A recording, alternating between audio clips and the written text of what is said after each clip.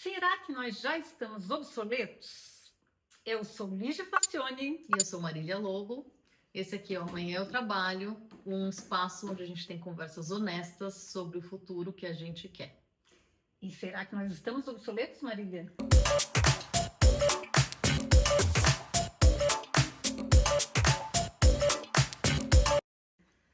Bom, olha, primeira coisa que eu tenho que dizer é que quando eu penso nisso já me dá uma certa raiva, porque obsolescência é coisa de máquina e a gente não é máquina, né? A gente usa muito a metáfora de máquina, né? A sua melhor versão. Gente, quem tem versão é software. Quem tem versão é software, quem é multitarefa é software, é tudo mito, nosso cérebro não é multitarefa, e essa coisa de obsolescência programada é coisa de máquina. Então, acho que assim, primeiro dizer que não tem como estar obsoleto, porque obsoleto é coisa de máquina, nós não somos máquinas, né? E que o sentido da vida não pode ser simplesmente produzir ficar up to date, outcomes como máquinas. Então, acho que aí a gente já tira esse elefante da sala. Mas a ideia de perguntar, de fazer essa provocação, né, se já estamos obsoletos, é porque de um tempo para cá a gente começou a perceber um padrão, uma nova sigla que, se você está por aí pela rede, talvez já tenha escutado, que é o tal do FOBO, né? Fear of Becoming Obsolete, o medo de se tornar obsoleto. Inclusive com algumas pesquisas já na área de RH, mostrando correlação entre ansiedade no mercado de trabalho e esse sentimento de obsolescência, né? Medo de se tornar obsoleto na sua área, no seu skill, que vem com todos os avanços da inteligência artificial. E eu comecei a reparar nessa sigla, porque antes de FOBO, né, de Fear of Becoming Obsolete, essa sigla ela tinha a ver com Fear of Better Options, né, o medo de ter mais opções. A paralisia da escolha, né? Paralisia da escolha. E com o tempo, essa sigla foi ressignificada para ser colocada como obsoleto. Para traduzir o nosso site, guys. Para traduzir exatamente o tempo que estão querendo nos colocar no mesmo pé e par e passo de máquina. E também existem várias outras siglas, eu acho que resumem um pouco do nosso contexto. Tem o Fear of Missing Out, né? O FOMO, que é aquele medo de ficar de fora, né? Aquele medo de perder alguma coisa, de não saber de alguma coisa, né? Essa necessidade de estar sempre sabendo de tudo. Nossa, aqui em Berlim a pessoa morre. Exato. Acontece tanta coisa que a gente nem fica sabendo que dirá ir até o... Exatamente, que dirá ter o FOMO. Aí já apareceu um que eu adoro, que é o JOMO, que é o Joy of Missing Out. Então aquela alegria de ficar na sua casa e não querer saber. A alegria de não saber, né? Mas eu acho que refletir sobre essas siglas e sobre o que elas significam dentro do nosso tempo justamente sobre essa questão do quais são os medos, os nossos medos existenciais, porque medo tem a ver com proteção, né?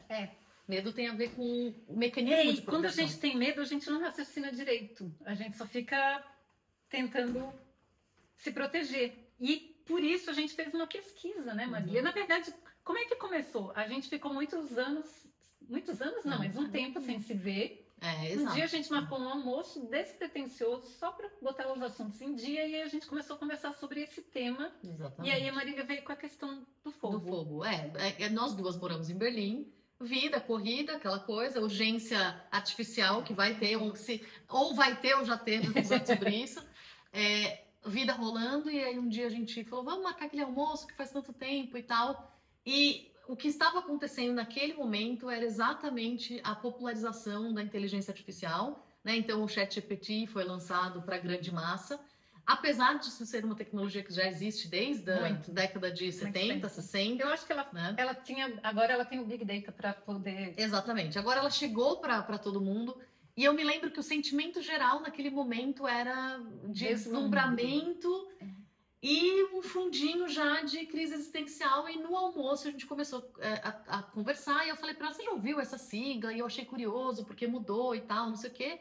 E a gente começou a conversar sobre isso, e principalmente nós duas sendo da área do desenvolvimento humano e apaixonadas pelo cérebro, por comportamento e por como isso se traduz, na tecnologia, na mudança, no ambiente de trabalho.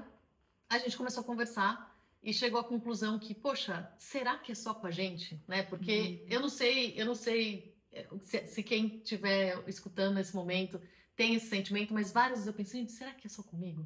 será que isso está acontecendo? E a gente falou, por que não? Vamos fazer um descobrir, experimento. Vamos descobrir. Vamos usar a curiosidade para fazer um pequeno... método científico. Exato. Temos uma ideia, nós achamos que as pessoas também estão incomodadas com isso. Exato. Vamos procurar evidências para ver se isso é verdade ou se não é. O que a gente fez? Uma pesquisa, a gente usou toda a nossa rede de contatos e aí a gente tentou espalhar pelo mundo inteiro, né, Marília? Porque a Marília, ela é muito mais cosmopolita que eu, ela tem contatos em tudo quanto é parte do planeta. Conseguimos representatividade em todos os continentes, exceto Antártica. Aí a gente não tem nenhum conhecido lá. Mas a gente conseguiu 159 indivíduos, né, Marília? Muito obrigado, pessoal, aí que eu passei a pesquisa e respondeu. Ó, gente muito querida, os nossos amigos. E 71% dessas pessoas eram mulheres. As mulheres não estão na frente dessas coisas, né? Eu acho. Eu acho preocupadas. Mais preocupadas e mais conectadas com essas questões existenciais. E mais, porque também são mais impactadas, né? Sim. Quando as mudanças acontecem, as mulheres são as primeiras a sofrerem. Exato. E aí, essas pessoas, a gente tinha um perfil específico para perguntar. A gente queria pessoas que tinham qualificação. Que tinham trabalhos qualificados, né? Porque essas que seriam mais impactadas pela inteligência artificial. Porque até então, as pessoas que tinham menos qualificação, elas foram substituídas por máquinas mais simples. Mas agora, e aí quem tinha mais qualificação pensava, mas isso aí, caixa de supermercado, que você não é qualificado, mas você exige um tempo de treinamento muito menor, você põe uma máquina e faz o mesmo trabalho. Mas eu sou advogado, mas eu sou engenheiro, mas eu sou especialista em tal coisa. Isso não vai chegar em mim. E aí, com o ChatGPT, a água bateu na bunda. Foi só o começo do tsunami, né? Porque aqui, venhamos e convenhamos, a verdade é que bateu um pouquinho ok, o jogo virou para quem é o que eles chamam de white collar jobs, né? Então, dos trabalhos de pessoas altamente qualificadas. O jogo virou porque é aquela coisa, opa, querido, agora chegou em você, então é hora de você colocar as sandálias da humildade, né? Então... Com certeza. E aí a gente foi ver que dessas pessoas que isso não tem nenhuma validade estatística, tá, gente? A gente só, assim, como ciência, como hipótese, não dá para provar, não dá para ter evidências de uma hipótese sendo positiva ou negativa, porque isso não tem validade estatística. Exato, é uma sondagem. Só para a gente sentir como é que está o ambiente. Mas, do que a gente pesquisou, quase 60% das pessoas têm essa preocupação de se sentir obsoleta.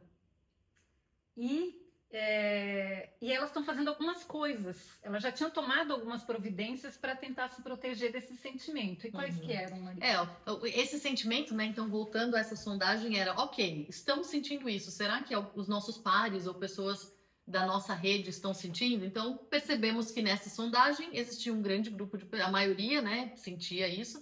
E algumas estratégias começaram a aparecer. Aprendizado contínuo, então, continuar a ler, continuar a aprender. Naquele momento em que a gente fez isso, começar a interagir com a inteligência artificial e ler e fazer curso, buscar outras possibilidades de carreira, e aqui a gente já começou a perceber um movimento de diversificação, de carreira portfólio, um assunto que a gente pretende falar um pouco mais, mas olhar com mais humildade e com mais realismo as possibilidades de transição de carreira a partir desse mapeamento de risco e desse mapeamento de sinais, né, que o presente estava mostrando, e expandir o networking, expandir as conexões com pessoas. Então, essas foram as 3 ações que apareceram de uma maneira mais frequente nessa nossa sondagem. Pois é, e a gente vai falar muito mais sobre isso, sobre as nossas experiências nessa transição e também sobre networking, que é muito importante nos próximos episódios.